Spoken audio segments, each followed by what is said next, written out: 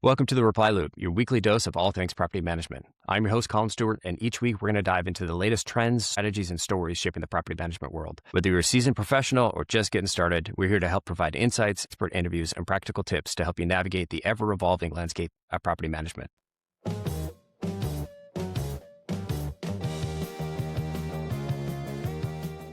Welcome back to The Loop, your weekly dose of all things property management. I'm your host, Colin Stewart, and each week we're going to dive into the latest trends, strategies, and stories shaping the property management world. Whether you're a seasoned pro or just getting started, we're here to provide insights, expert interviews, and practical tips to help you navigate the ever-evolving landscape of property management.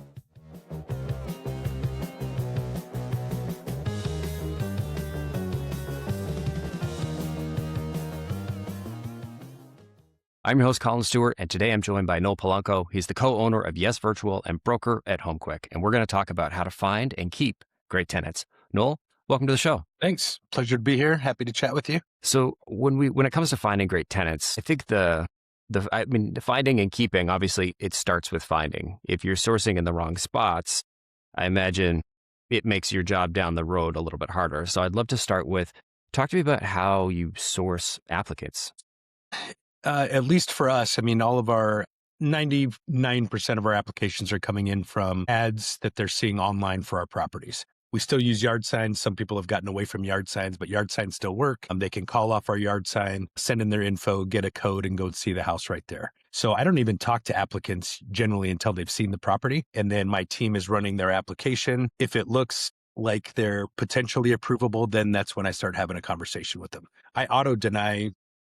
Unfortunately, during swings in the market, I may auto deny people just based on their credit without really diving deep into their income and those other things. Totally. It's all positioning really, because some people are going to care about certain attributes. Like some might care about a pool, some might care about being in a place with a good school. And so, I don't think there's anything wrong with like lipstick on a pig. It's just, hey, let's help the people that are looking for this particular characteristic or criteria. Let's put that first so that they can self-select into like, this is the right place for me. Well, and, generally that I would assume, and I know that this is true, but if it's somebody moving locally to locally, moving within the valley here, they're going to be looking for houses in the location that they want to live or somewhere near it. If they're coming from out of state and they don't really know the neighborhood, they're probably searching for price first and then going, okay, can I live in the Northwest Valley, the Southwest Valley? Can I be in Scottsdale? What is my price range? So it kind of depends on where they're coming from and based on how they look. I would assume most people, even coming from out of state, have a general idea of the area they want to live in. Obviously, they know where they're going to be working. So that's usually where you would start on a location basis, but location and then price, and then you see what the best looking houses are within that neighborhood. Fair enough. And so all these ads, where they go to a central spot for you? Does it all just go, do you get text messages? Does it get booked? Like, walk me through the process of like, I find your ad on Zillow. I click in, I hit the apply button. That's the word I'm looking for. It should be able to take you to our page where you can see our website, get you to our website where it's got the phone number to call and view the home. Zillow too, if they're on the right page, the number that they dial will dial directly to us. Some of the other sites like rentals.com, for instance, they can click a showing request and it'll send us an email, and then I get it out to my team and we contact them to set up a showing. That's how it works on several of the sites. Apartments.com is that way. Some of the sites that aren't as broad, they should be able to call us direct, but they can also click a button and it'll send us an email. Those are a lot less successful because if they don't want to pick up the phone and actually try to see the house today, they're probably just, fishing a little bit. But we get a few email leads every day of people just requesting a showing in an online app. Okay. And then from there, I'm going to plead ignorance here. Who does the showing? Because I heard you say you don't do the showing. I had always assumed. We do self-showing. They call us, we get their basic information. We verify their identity. We make them send in a selfie with their ID, and then we send them a code and they can go view the house, that day. So the code works one time that day. And I can get 50 people if I wanted to see houses today versus where if I had to go schedule a showing, I'd maybe be able to show 5, 10 if I was really cranking, or I'd have to have a bunch of leasing agents to be able to handle showing 10 or 15 houses today, where really, we could have 100 showings today if we wanted to, by letting them view the homes on their own. That's kind of the industry standard now. Most of the stuff I manage valley-wide, I've got a couple here and there that I might want to show it myself in very expensive neighborhoods, but most of the stuff I manage is mid-range B-class homes, and Mhm. people are used to being able to go and self-show. Also, a lot of the major, what I would call an institutional investors, they all have an app. So I won't say their names here locally, but a few of the big ones that own 4,000 doors themselves. Basically, you go to their website, you have to download an app, register, and then you can go see any of their houses.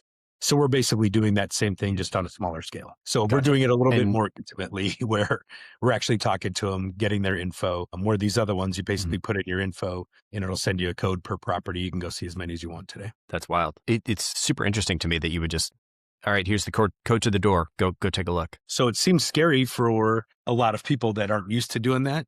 Some of the Canadian companies Mhm. I talked to on my VA side, I explained that to them and they're like, well, we could never do that. What if somebody stole the fridge? I go, well, if we get a fridge stolen, then we'll cover the cost of that.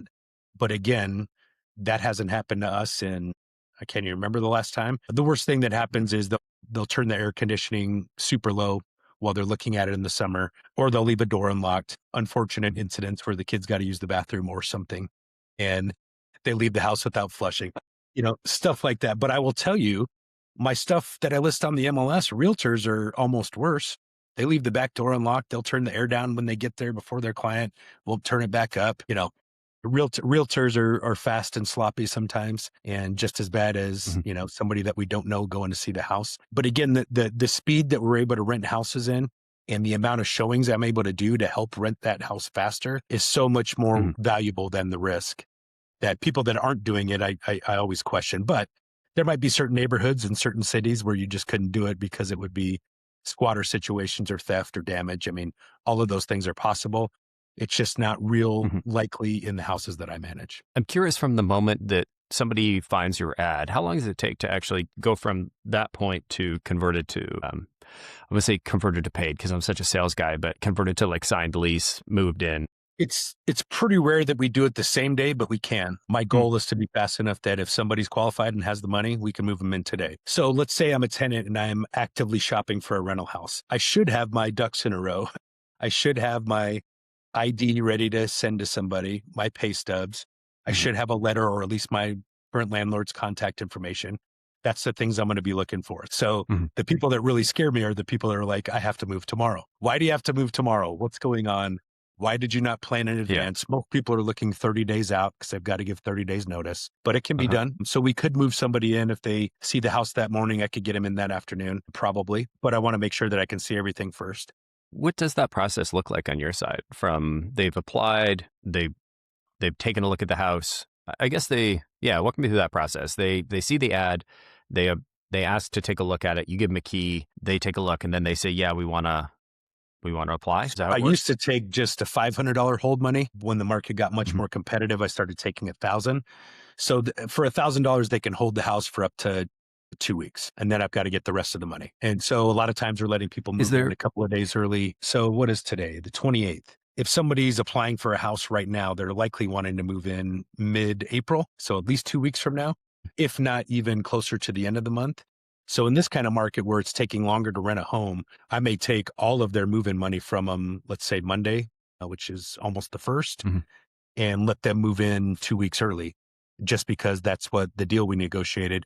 You pay early, you get the keys early, you're getting 2 weeks free, even though you're living in your Yeah. current house till the end of the month. In a market like this, I might need to give 2 weeks. I might need to give 30 days free. But if I can get their moving funds, get a lease signed, hey, it's off the market. We got somebody. In markets that are Yeah. moving faster, like you're saying in Vancouver, you're probably giving 0 days free. They probably need all the money today. It totally depends on your market. So as of right now, in almost April of 2025, it's a slow market in Phoenix. So we're having to be more flexible, I would say. Fair enough. Now, It's wild to me. I know, obviously, it's just go ahead. yeah, 2 years ago when I was getting 5 applications on the same house in the same day, it's like, hey, I need Yeah. everything kind of. We can't, we're not giving days away. I can't hold it for 2 weeks. Like, you need to be ready to go right now. Fair enough, man. I was saying it's wild to me that every place I've ever rented, I had to show up with like basically ready to say, yes, we want this place. If you're lucky enough to even get a chance to see the place and you see the place and it's not currently on fire, you take that place. And Yep. like there was one month that we rented two places for a month because my wife, we were so worried about missing out on a Sure. place. We needed to get out of our other place. We rented one place. We ended up finding another place that was better. We had to pay rent in two places. And fortunately, the guy let us out of our lease in the other place because he probably rented it 8 seconds later. Right. Well, 2 years ago, we were having people say, yeah, I'm actually in my house for 60 more days, but I'm worried I'm not going to get anything. I want this one now. And I'm like, well, that sucks. You got to pay Mm. double rent. But if you want it, we'll approve you. Sorry, you got to pay in your other place too, but you're qualified. We'll take you. Obviously, part of like finding good tenants is writing, having your ads in the right spot, having the attracting the right folks, writing the ads in the right way. But then once they're interested, talk to me about your process of selecting, because I imagine you would get multiple folks, especially in a hot market. Your ability to move quick and make a good decision on some of this is absolutely critical. You want to get a place rented. Obviously, there's the balance of like, I want the place off the market, but I don't want to put somebody in there who's going to be a disaster for me. It's got to be a fine line of like, I've interviewed and hired a lot of people, and I feel like this is a very similar process, but with a lot more rules and regulations around what you can and can't ask. So it must feel Sure. almost suffocating sometimes where you're like, oh, I want to ask this question, but I can't. Well, yeah. And yeah, there's certain things I just can't. And my owner's like, well, did you ask him this? And I'm like, I can't legally. I say, it's a Yeah. family with 2 kids. And they go, how old are the kids? I can't tell you that. I can't tell you if they're married. I don't even look at their IDs because my team runs their IDs and verifies the ID and does the, runs the credit report and gives that to me. But I look at 2 or 3 IDs out of the 10 applicants that I'll get this month because it doesn't really matter what they look like in their face or what they're, how you spell their name. It matters like how much do they make? What does their credit look like? All that other stuff. So in the old It's days, a business it's kind of decision. funny, You're looking at Colin, the like in math. the old days when we had an office, if Mhm. they would drive up in their, in their vehicle, I might say, hey, let me, I'm going to run in the back and print a copy of your ID. And I might step outside and look at Yeah. their car. If their vehicle's trashed, I'm worried. If there's tons of stuff in there and I can see trash in there, I'm a little worried. If they got Yeah. a nice, it doesn't have to be a nice car, but is it clean? That might make a difference. So those are old tricks that we used to do in this kind of internet age. It's a lot harder to do that. So it just takes experience and knowing what to look for on a credit report, hearing what they're asking for, if they're asking for outrageous stuff. Right on. Noel, I really appreciate your sharing with us and kind of walking us through your process for everything. If people are curious about, because I know you're a broker for HomeQuick, but you also have Yes Virtual. Talk to me maybe before we close this out, a little bit about what Yes Virtual does and how you help folks. Sure. So Yes Virtual, we are a staffing company where we recruit, hire, and manage virtual assistants or remote team members. So they're just employees that work for you that we find out of the Philippines or Mexico that can work for any company globally.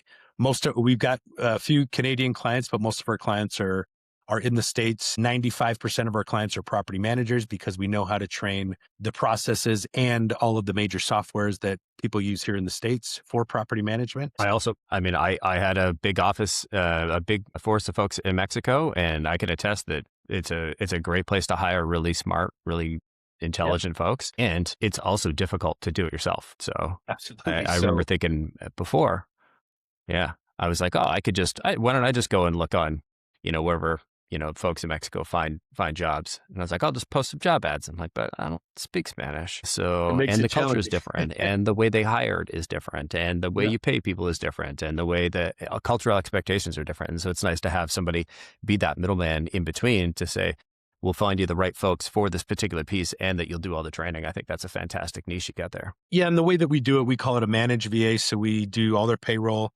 We're the employee of record. We handle IT. They've got a supervisor with us, so they're technically my employee, but they would be your team member. So that takes all of that stuff of trying to figure out how to be a staffing company away. We're just finding you a great person to work for you. We also offer the direct hire. That's how a lot of people do it, where we're just saying, hey, here's somebody. If you want them, you can interview them. Great. Now they're yours. You pay them and good luck. We found a lot more success in being a managed virtual assistant where we're still staying involved and you're just getting a great employee at a great price. 100%. There's a lot of value that you add in that middle management layer in between yourself and the customer, at least from my experience doing this myself compared to letting folks run wild. Yep. We'll do it both ways, on. but for people that are hiring their first VA, I think having a managed VA is much better for you. Totally agree. If people are looking to learn more about Yes Virtual or HomeQuick, what's the best way for them to get in touch? yesvirtual.com, homequick.com, QWIK. Right You'll on. probably talk to me. Noel, thank you so much for coming on the show. Yeah. Thanks, Thank you so Colin. much for coming on the show, my friend. Yeah, appreciate you. And thanks to everybody for listening. We'll catch you all next time.